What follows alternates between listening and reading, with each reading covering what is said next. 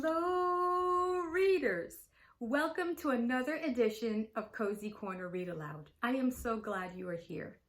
I am your host, Glenda Francis. I'm an educator and a life coach, and I brought some of my friends along. Today's selection is a classic favorite. It was one of the very first books I discovered as a teacher, and it became one of the most favorite and hotly debated books among my students. Are you ready to join the debate? Today's selection is The Given Tree by the zany, creative, fun, and beloved author Shel Silverstein. Shall we dig in?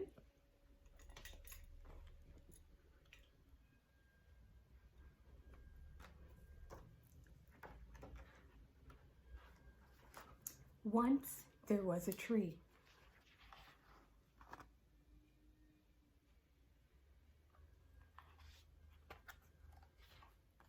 And she loved a little boy.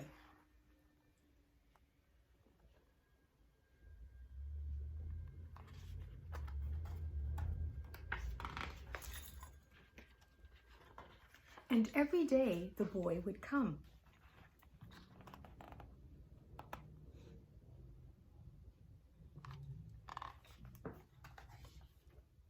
And he would gather her leaves.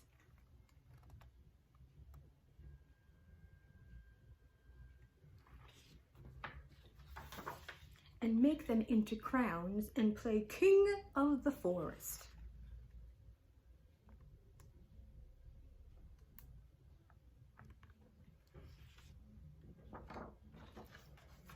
He would climb up her trunk.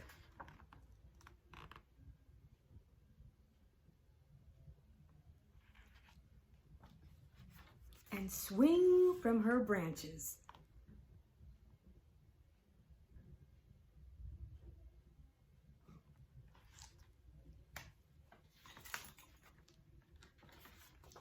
And eat apples.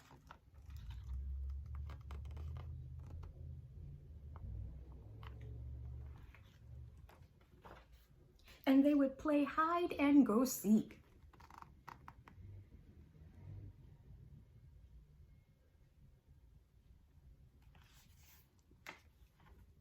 And when he was tired, he would sleep in her shade.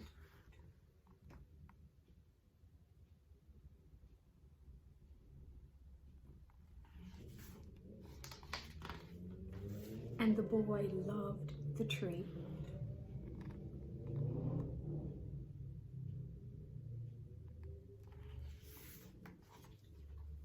Very much. And the tree was happy.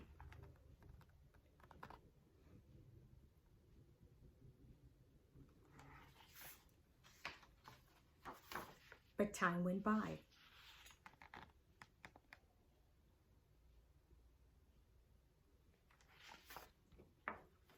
And the boy grew older.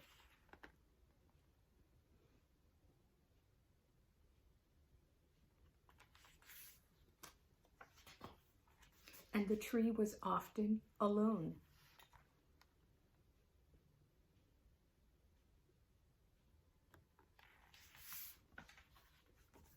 Then one day, the boy came to the tree, and the tree said, "Come, boy, come and climb up my trunk and swing from my branches and eat apples and play in my shade and be happy."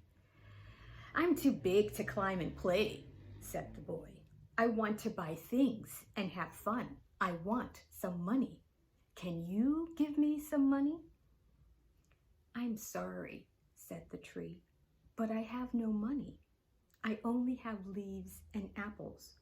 Take my apples, boy, and sell them in the city. Then you will have money and you will be happy."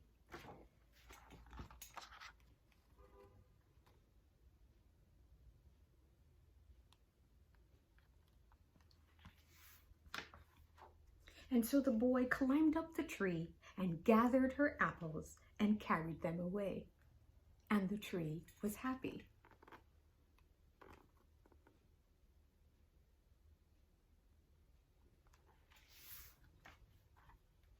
But the boy stayed away for a long time, and the tree was sad. And then one day the boy came back, and the tree shook with joy. She said, "Come, boy, climb up my trunk and swing from my branches and be happy." "I am too busy to climb trees," said the boy. "I want a house to keep me warm," he said. "I want a wife, and I want children, and so I need a house. Can you give me a house?" "I have no house," said the tree. "The forest is my house. But you may cut off my branches and build a house. Then you will be happy."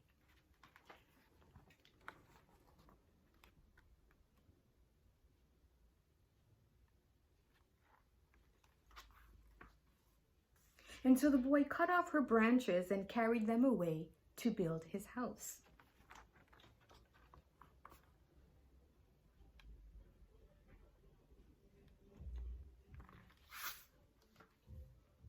And the tree was happy. But the boy stayed away for a long time. And when he came back, the tree was so happy she could hardly speak. "Come, boy," she whispered. "Come and play." "I am too old and sad to play," said the boy. "I want a boat that will take me far away from here. Can you give me a boat?" "Cut down my trunk and make a boat," said the tree. "Then you will sail away and be happy."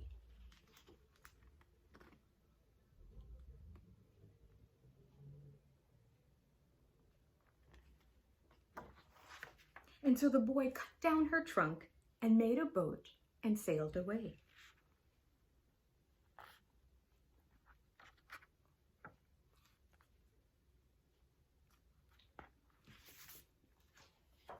And the tree was happy, but not really.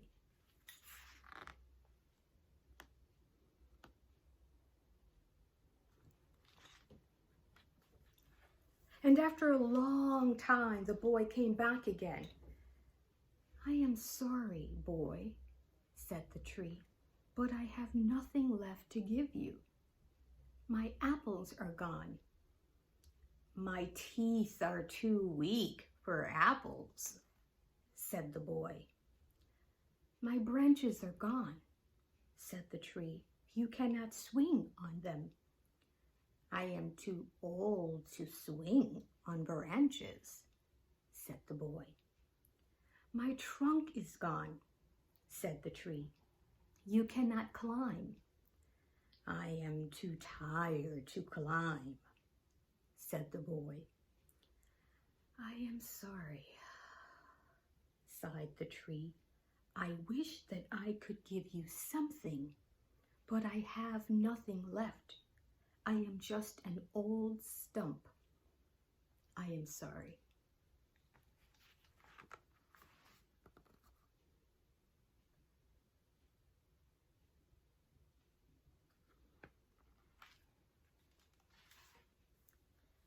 "I don't need very much now," said the boy. "Just a quiet place to sit and rest. I am very tired." "Well," said the tree, straightening herself up as much as she could, "well, an old stump is good for sitting and resting.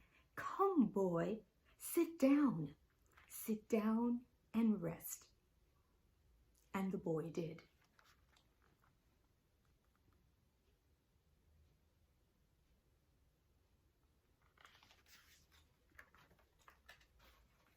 And the tree was happy.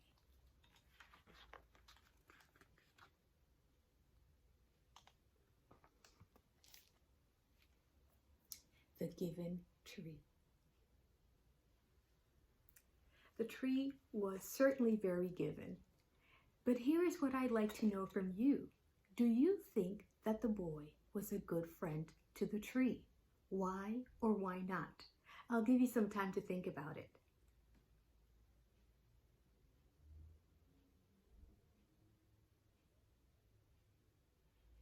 Well, all right. I so wish I could hear your thoughts. I've read this book aloud to second graders, third graders, fifth graders, and sixth graders. And every time I've read this book, there was always a big debate that followed. There were students who argued that the boy was a good friend to the tree. The tree loved him. He loved the tree. He played with the tree. He played under her shade. He slept in her shade. He carved his initials in the tree. He ate her apples. And he even came back and visited the tree as he got older.